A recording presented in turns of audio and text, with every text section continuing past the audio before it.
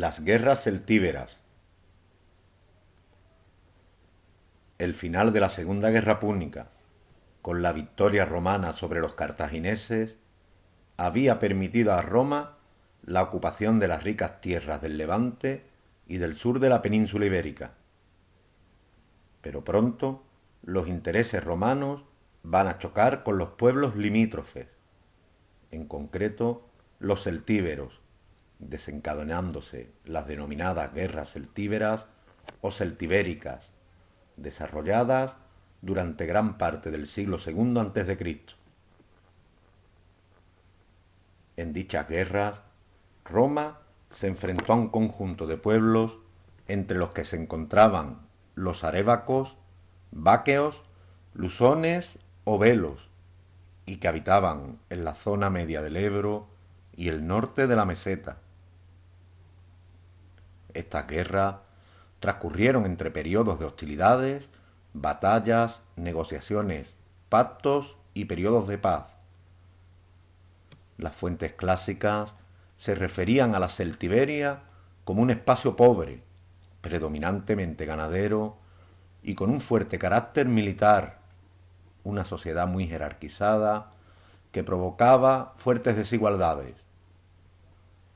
Los romanos consideraban muy belicosos a estos pueblos, que habían participado en la Segunda Guerra Púnica como mercenarios de los cartagineses. Los primeros encontronazos tuvieron lugar tras el asentamiento romano en la península, ya que los celtíberos apoyaron los levantamientos íberos en la propia Hispania romana. En el 193 a.C., el procónsul Nobilior venció a una coalición de váqueos y lusones en Toledo. La primera guerra celtíbera transcurre entre los años 181 y 179 a.C., como consecuencia del levantamiento celtíbero ante la crueldad de la dominación romana. Tiberio Sempronio Graco fue nombrado pretor de la Hispania Citerior, logró sofocar el levantamiento en Moncayo y firmó tratados de paz con los diversos pueblos, lo que permitió una pacificación de la zona durante 25 años. Entre las condiciones de paz impuestas por Graco se encontraba la prohibición para los celtíberos de construir nuevas ciudades o fortificar las existentes. Es precisamente la ampliación de la fortificación de la capital de los Velos, Segeda, el desencadenante de las segundas guerras celtíberas, entre el 154 y el 152 a.C., ya que el Senado romano lo consideró una grave infracción de los tratados de Graco. En respuesta, Roma envió a Fluvio Nobilior al mando de 30.000 hombres para sofocar la rebelión. Los habitantes de Segeda huyeron y buscaron refugio en Numancia, la capital de los arébacos. La ciudad amurallada resistió las embestidas de Nobilior, que finalmente cayó derrotado. Al año siguiente, el cónsul Claudio Marcelo firmó un tratado de paz que permitió pacificar la zona una década, hasta el 143 a.C. De todos modos, el Senado romano era partidario de conquistar la zona sin tratados de paz que pudieran menoscabar el dominio efectivo de la Celtiberia.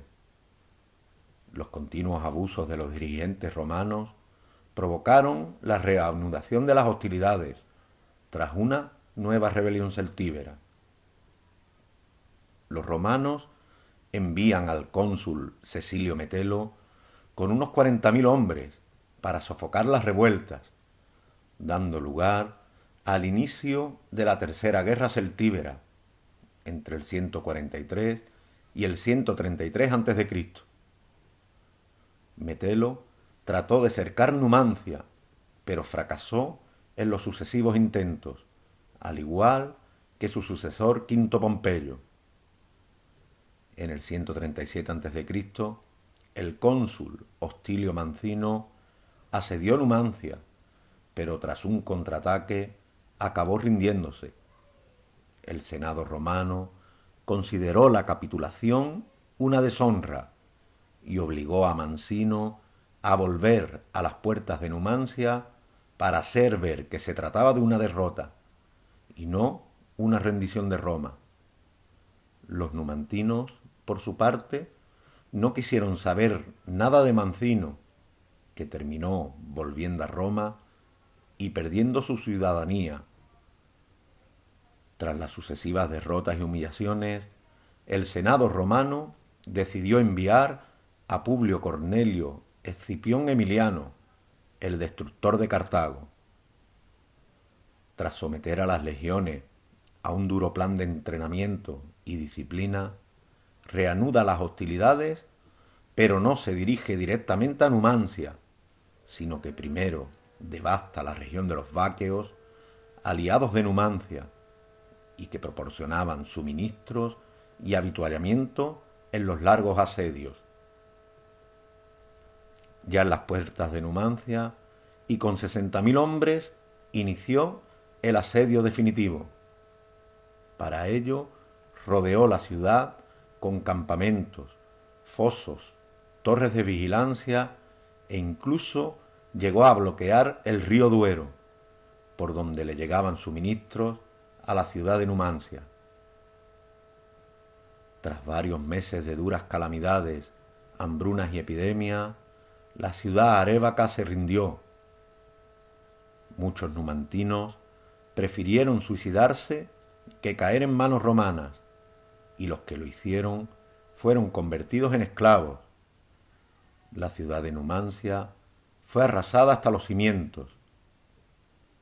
Con la heroica e infructuosa defensa de Numancia, se dio fin a las guerras celtíberas, que lograron ampliar aún más la presencia romana en la península ibérica. Los pueblos celtíberos, vencidos y sometidos, pasaron a depender de Roma y fueron obligados al pago de elevados impuestos.